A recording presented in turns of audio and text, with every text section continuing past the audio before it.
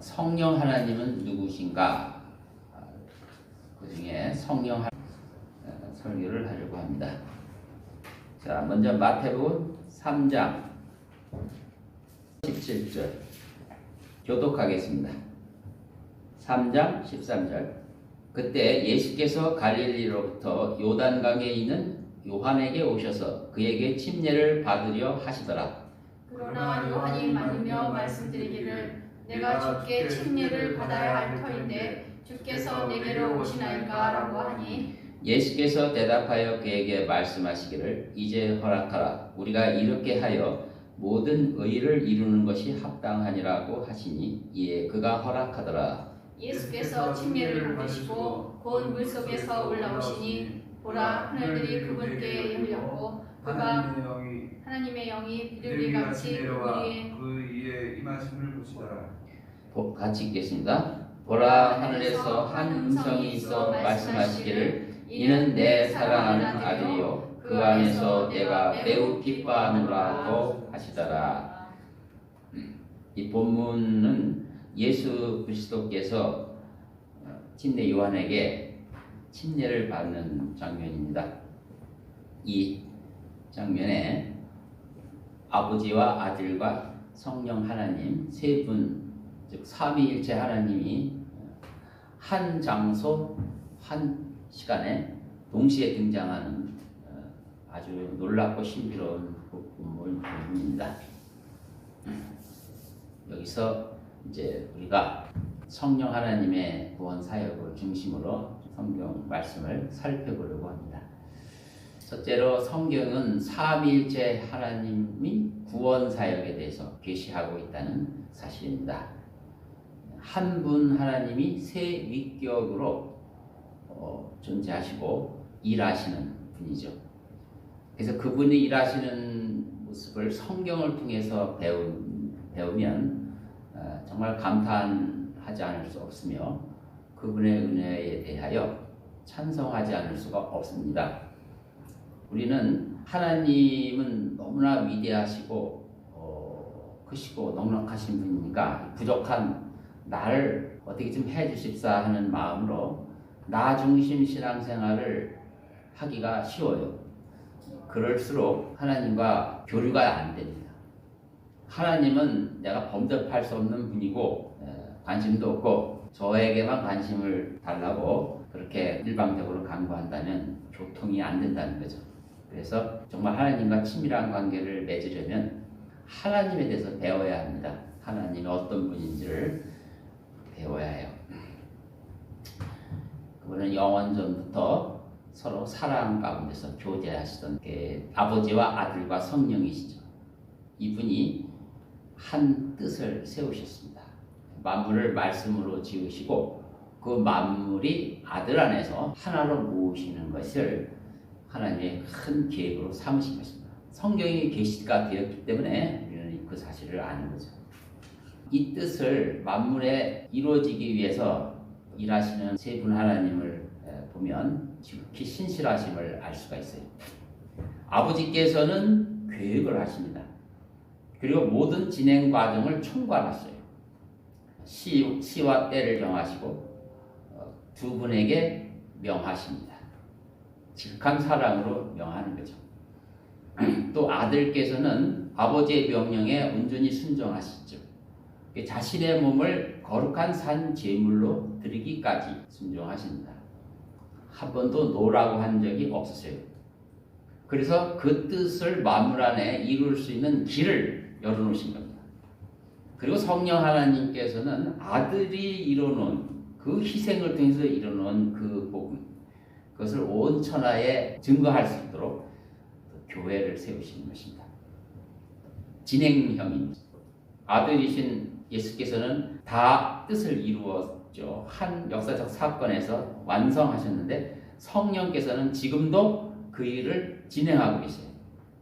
왜냐하면 성령 하나님께서 하시는 이 일은 아들이 이루신 이 복음을 온 만민에게 온전히 증거해야 되는 일이기 때문에 계속되는 것입니다. 그래서 만물이 결과적으로는 하나님의 사랑 안에서 하나 되게 하는 그것이 완성되기까지는 성령께서 중단하지 않으십니다. 결코 멈추지 않을 것입니다.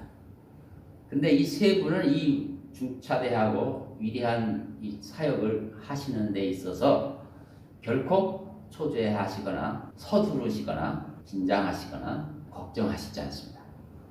평안과 화평과 기쁨 가운데서 세 분이 조화롭게 교제를 하시면서 이 일을 하신다. 그 이 일의 내용을 보면 결국 즐거운 일이 아님에도 불구하고 그렇게 하십니다. 오늘 본문도 보면 분위기가 그대로 나와요. 예수님은 얼마나 겸손하십니까? 네, 아주 겸손하시죠. 침례를 줘야 할 분이 죄인들이 받아야 할 침례를 순종하신 아주 물 아래로 내려오셔서 그 일을 하시고 또 그 물 위로 올라오셨을 때 하늘에서 비둘기 같은 성령께서 임하심을 볼 수가 있죠. 후반부에 보니까 이렇게 나오죠. 보라 하늘들이 그분께 열렸고 그가 하나님의 영이 비둘기같이 그분 위에 임하심을 보더라. 침례 요한이 본 거예요. 눈이 열려서 그걸 보는 거예요. 비둘기같이 성령께서 비둘기같이 하나님의 뜻을 이루는 것은 다른 곳에서는 영적 전쟁이라고 하고 이것을 방해하는 세력 사탄도 있음을 우리는 잘 압니다. 그러면 이 일을 하는 데서는 이 비장함과 또 강력한 그들을 제압할 수 있는 호기 뭐 이런 게 있어야 되는데 전쟁의 분위기여야 되는데 때로 그렇게 하지 않습니다. 비둘기라고 하면 평화를 상징하죠. 순결하고 평화로운 모습으로 성령이 임하시고 또 아버지께서는 음성으로 이제 희생 제물로 드려드실 그분 그 아들을 연민이나 어떤 그 가슴 아픈 마음으로 말씀하시는 것이 아니고 이는 내 사랑하는 아들이요 그 안에서 내가 매우 기뻐하노라. 아주 매우 기뻐한다. 육신으로 입고 가셔서 그 해야 할 일이 오직 십자가에 죽으시는 일인데도 아버지 하나님은 그걸 기뻐한다고 그랬습니다. 하나님의 그 기쁘신 분이 기뻐하신다 했을 때는 그냥 기뻐하시는 것보다 훨씬 더 깊은 의미가 있죠. 하나님은 이 구원 사역을 함에 있어서 이런 자세로 이러한 성격이라는 거죠.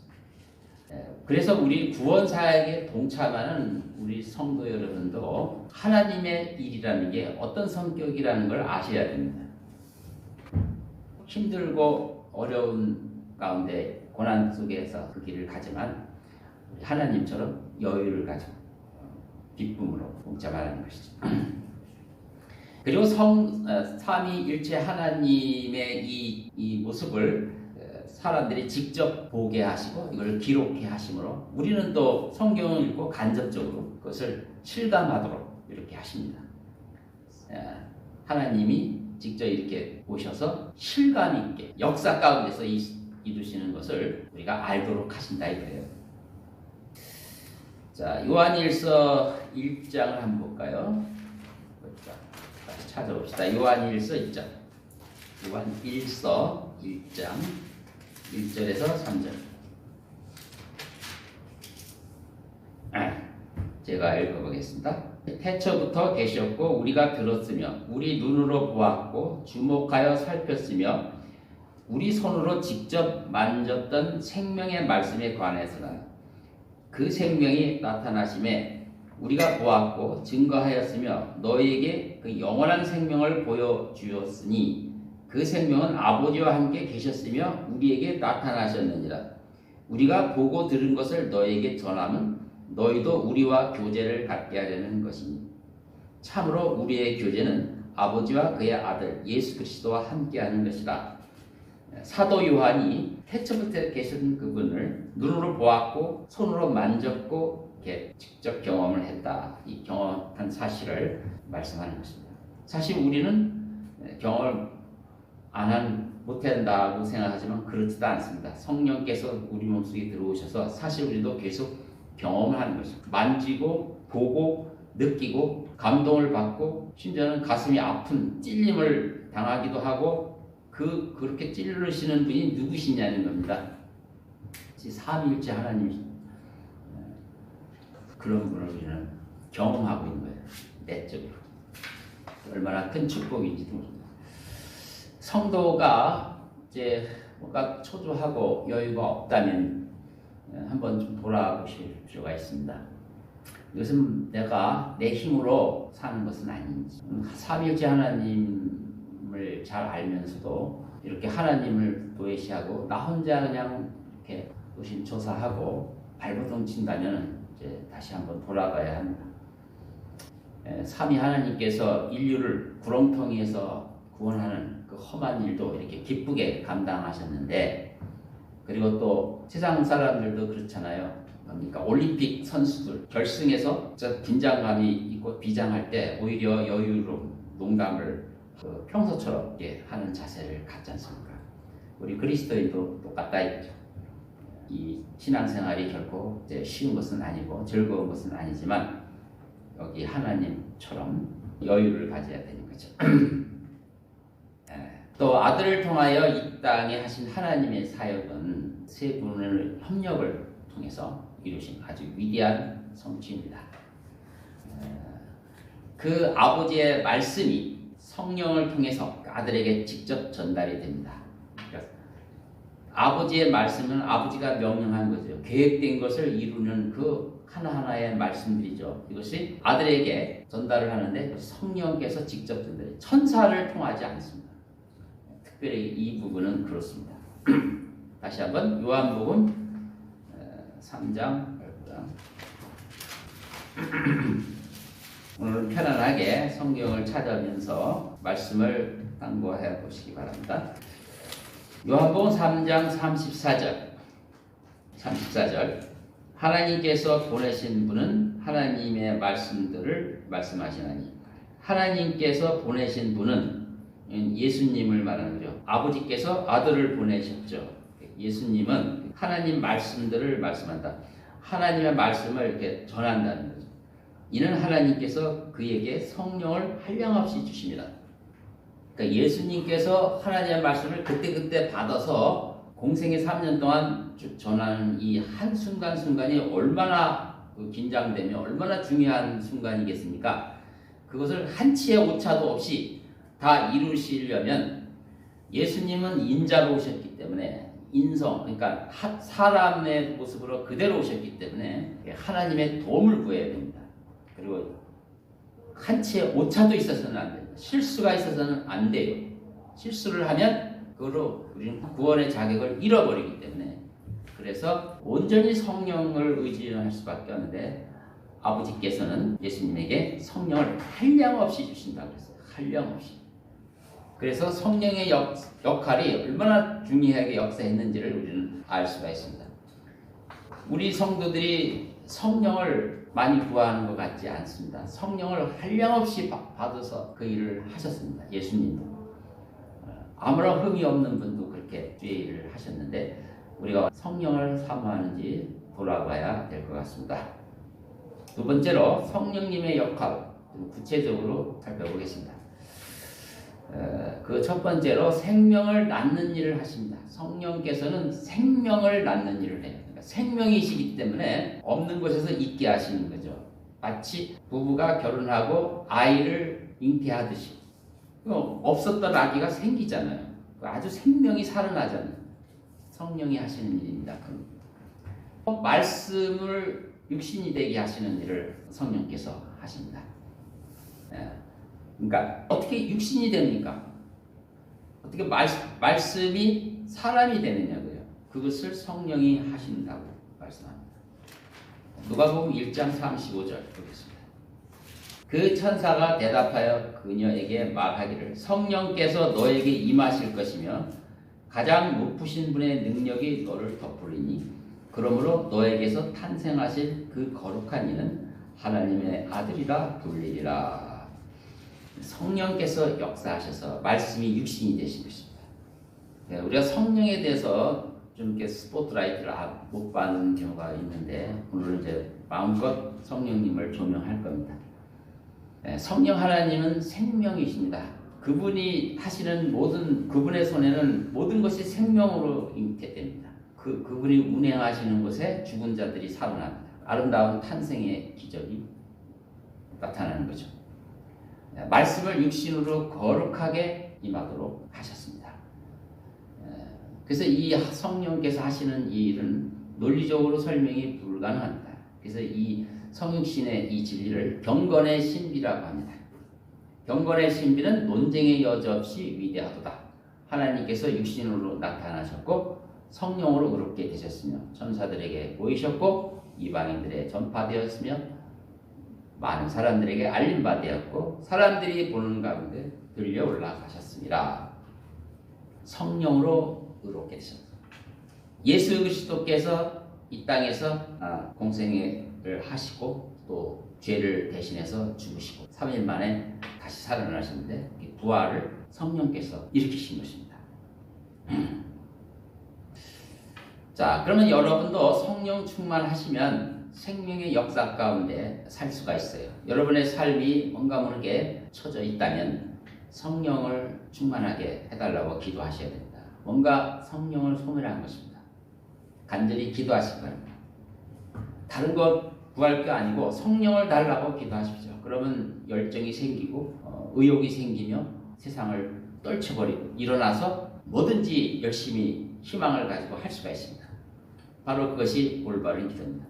너희가 악하다 할지라도 너희 자녀에게 좋은 선물을 줄 줄 알거든 하물며 하늘에 계신 너희 아버지께서 구하는 자들에게 성령을 주시지 않겠느냐.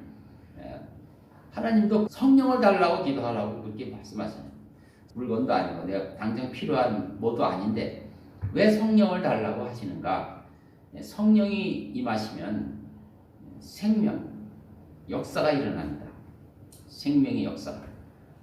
그래서 우리에게 그것을 필요로 하는 것입니다. 성령의 역할. 두 번째는 성육신. 그 말씀이 육신으로 임하시는 그 일 뿐만 아니라 예수 그리스도의 후손들, 즉 그리스도로 인하여 구원받은 그리스도인이죠. 그것을 아들의 씨라고 말하는데 아들의 씨를 잉태케 하는 일을 성령께서 하십니다. 그 복음을 듣고 영접하는 자는 전부 하나님의 아들로 다시 태어나죠. 이 일을 성령이 하시는 것입니다. 얼마나 위대한 일입니다. 삼위일체 하나님은 진리 자체이시죠. 거기에는 전혀 거짓이 없습니다. 순결하시고 거짓이 없는. 그런데 인간은 어떻습니까? 모든 것이 거짓이 있지 않습니까? 여기에서 예외된 인간이 있습니까? 없어요. 항상 열린 목구멍이요. 그 입에서는 독사의 독이 딱 하고 또 모든 것이 부패됐다고 말하고 있습니다. 전혀 진리가 없고요. 완전히 타락하고 부패해서 하나님이 받아들일 수가 없는 존재였습니다. 스스로 하나님께 나갈 가망성도 없고요. 그냥 멸망할 수밖에 없고 그 마음은 얼마나 강팍한지 돌 같아요. 그래서 복음을 아무리 전해도 스스로 그것을 깨달을 수가 없는 것입니다. 우리는 내 스스로 깨달았다고 그러죠. 성령이 역사하신 것입니다. 지식으로만 안다고 되는 게 아닙니다. 바로 우리의 마음속을 꿰뚫고 들어와서 복음을 심어주고 그 사람을 변화시키는 그 일에 성령께서 역사하시는 것입니다. 진실로 진실로 내가 너희에게 말하노니 사람이 물과 성령으로 태어나지 아니하면 하나님의 나라에 들어갈 수 없느니라. 성령이 역사하셔서 거듭나게 하신 것입니다. 성령은 진리의 영이십니다. 그래서 거짓인 우리를 진리의 사람으로 바꾸는 거죠. 그래서 그분이 우리 안에 들어오셔서 제일 먼저 하시는 것은 이 견고한 성, 자기의를 깨트리고 거기에 하나님의 의를 넣어서 이제는 자기 의를 자랑하는 전에는 그것이 마땅히 해야 될 일이고 그렇게 해야 마땅하다고 생각한 그것을 고집을 꺾고 그걸 버리고 하나님의 의를 의지하는 이렇게 바꾸는 그게 터닝 포인트예요. 그게 성령이 하시는 가장 중요한 일입니다. 근데 아직도 자기 의를 주장하는 자는 성령을 계속해서 거역하는 자입니다. 요한복음 14장 17절에도 진리의 영인 그를 세상은 영접할 수 없으나 이는 세상이 그를 보지도 못하며 또한 알지도 못하기 때문이라. 그러나 너희는 그를 아나니 이는 그가 너희와 함께 거하시며 또 너희 안에 계실 것임이라. 진리의 영이 성령을 진리의 영이라고 했습니다. 예수님도 자신을 진리라고 말씀하십니다. 나는 길이요 진리요 생명이라. 나로 말미암은 전부는 아버지께 올 사람이 아무도 없느니라. 또 아버지의 말씀도 진리라고 하십니다. 아버지의 진리로 그들을 거룩하게 하여 주옵소서. 아버지의 말씀은 진리입니다. 성령님도 진리의 영이요 예수님도 진리요 아버지의 말씀도 진리라 하시니 그 삼위일체 하나님은 진리 자체가 아니시고 뭐겠습니까? 예수님이 오직 아버지의 말씀을 100% 순종하신 이유는 예수님이 진리이기 때문에 그렇습니다. 예수님도 진리고 예수님이 들은 그 말씀도 진리고 또 그 말씀을 전달하는 성령님도 진리의 영이시고 그러니까 100% 순종하지 않을 수가 없는 거죠. 자, 그래서 요한 1서 5장에는 간단 아주 그것을 요약해 놓았는데 우리 한번 이거 다시 더 찾아봅시다. 요한 1서 5장. 요한 1서 5장 5절부터 8절까지 우리 같이 읽읍시다. 같이 읽읍시다. 다 찾으셨죠? 5절 시작. 예수께서 하나님의 아들이심을 믿는 자 외에 세상을 이기는 자가 누구냐? 이분은 물과 피로 오신 분 곧 예수 그리스도시라. 물로만이 아니라 물과 피로니라. 증거하시는 이는 성령이시니 성령은 진리이시기 때문이라. 이는 하늘에서 증거하시는 이가 세 분이시니 아버지와 말씀과 성령이시요 이 세 분은 하나이심이라. 또 땅에서 증거하는 것도 셋이니 성령과 물과 피요 이 셋은 하나 안에서 일치하느니라. 아멘. 증거하시는 이는 성령이시다 그랬습니다. 성령은 진리시다 그랬습니다. 성령 하나님이 증거하시는 일로 모든 하나님의 일을 완전히 모든 세상에 충만하게 이루는 일을 하신 것입니다. 또 성령님은 아들의 피를 아버지께 드리는 일을 하십니다. 그 십자가의 현장은 정말 비참하고 고통스럽고 비통한 현장이었습니다. 십자가에서 마지막 운명하신 아들을 보았을 때 얼마나 정말 그렇겠습니까? 희생 제물로서 물과 피를 다 쏟으시고 희생양의 처참한 모습, 그 피를 성령께서 아버지께 드리신 것입니다. 그 피를 아버지는 피를 받아야만 되기 때문에 아들의 피를 받아야 되는데 성령께서 그 피를 들이셨다고 성경은 나와 있어요. 이 비참한 장면은 아브라함이 모리아산에서 이삭을 바칠 때 일어날 뻔했는데 아브라함도 감당할 수 없었기에 천사가 그걸 막았어요. 중지시켰습니다. 그러나 하나님은 그 일을 아들에게 바로 감행하셨어요. 예, 그렇게 하지 않으면 죄인들을 도무지 구할 수가 없기 때문에 하늘의 창세전의 그 계획이 아들과 그 아들에게 준 사람들을 통해서 전파되는 그 일이 중단되기 때문에 그는 그 길을 가셔야 했던 겁니다. 히브리서 9장 13절을 우리 또 가져봅시다. 히브리서 9장 13, 14절 같이 읽읍시다. 히브리서 9장 13절 시작.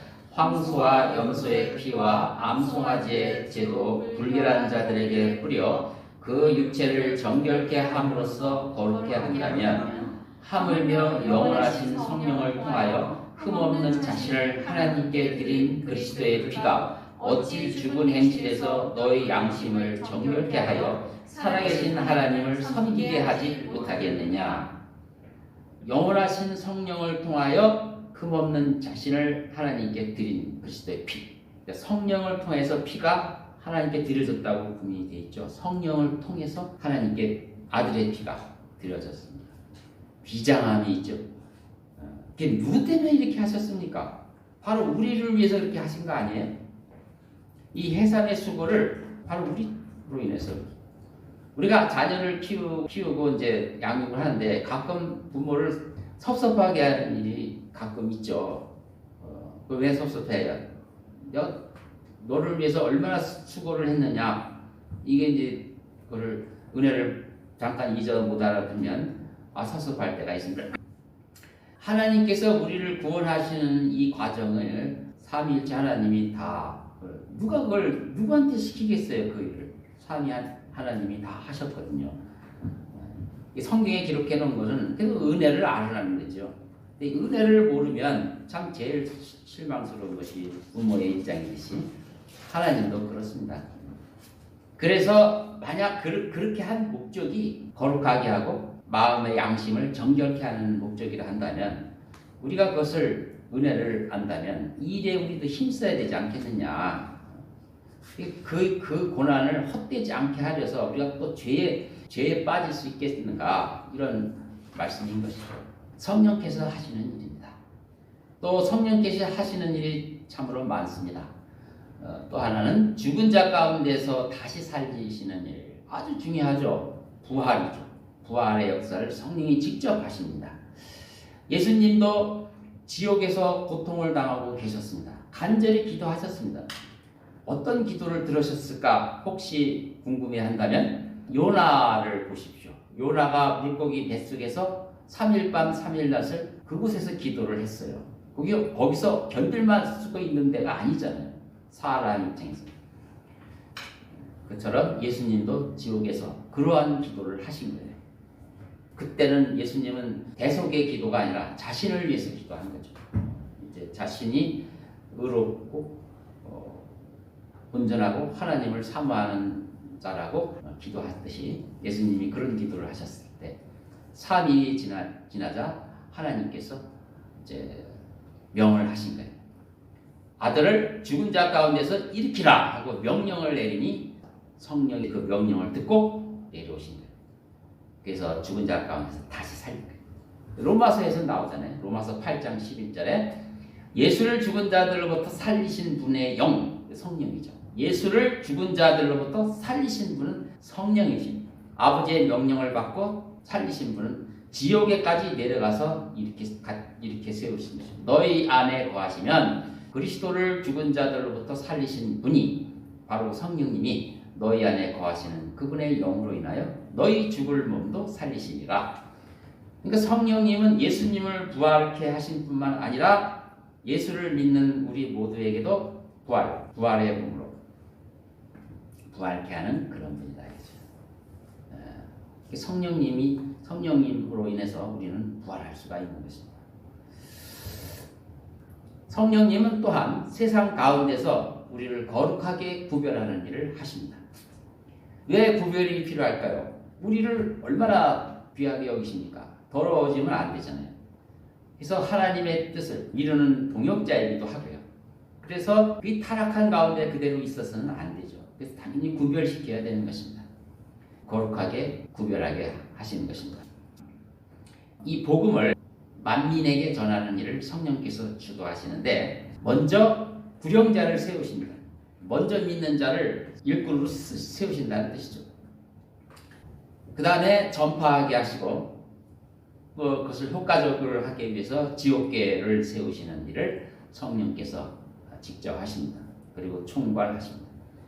교회가 세워지면 누가 야 우리 교회 하자라고 사람들이 모여서 가장 이렇게 하는 게 좋겠다 해서 세워지는 교회는 교회가 아닙니다. 성령께서 세워주시는 것입니다. 그러니까 우리가 세웠는데 너의 말을 안 들어 이렇게 도전하는 것은 그건 교회 놀이하는 사람들이 하는 일이죠. 성령께서 세우신 것입니다. 아무리 작아도 성령께서 세우시는 거예요. 성령께서 세우신지 아닌지는 성령이 증거하는 거죠. 사람들이 평가하고 증거하는 게 아닙니다.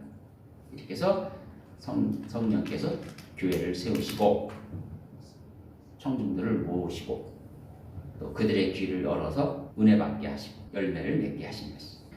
그 과정에서 우리는 또 자신에게 부여된 자유 선택권으로 이방신을 버리고 하나님을 택하고 그 큰 틀에서 다 모아하시면 그 작은 틀에서 우리는 순종하고 택하고 성경에는 하나님이 우리를 택했다고 말하는 그 본문에 똑같이 우리가 하나님을 택했다는 말이 나와요. 하나님이 우리를 택했고요. 우리가 또 하나님을 택했어요. 이건 모순된 내용이 아닙니다. 예수 그리스도가 하나님의 아들이고 예수 그리스도가 사람의 아들이다. 이 동시에 나온 것을 논리로 따진다고는 안 되는 겁니다. 논리를 따지면 안 되는 거예요. 하나님의 우리가 이해할 수 없는 신비로운 그분의 역사는 우리가 측량이 안 되는 거죠. 하나님이 선택하신 것입니다. 우리는 하나님의 선택을 받은 거예요. 또 우리의 입장에서는 분명히 내가 거부하면 성령도 소멸되고 제한받고 이러잖아요. 그래서 내가 정말 마음을 열어야지 괜히 거기서 내일 영접할게 뭐 이런 식으로 한다면 정말 그 한 번의 결정이 영혼을 좌우하는 이런 일들이 있어요. 그렇다고 내가 선택했다고 해서 그것을 나의 공로로 잡으면 되겠냐고요. 성경은 그렇지 않습니다. 이 신비로운 구원의 사역에 성령께서 역사하는 거죠. 자, 데살로니가 후서 2장을 한번 봅시다. 시간이 많이 지나가네. 데살로니가 후서 2장.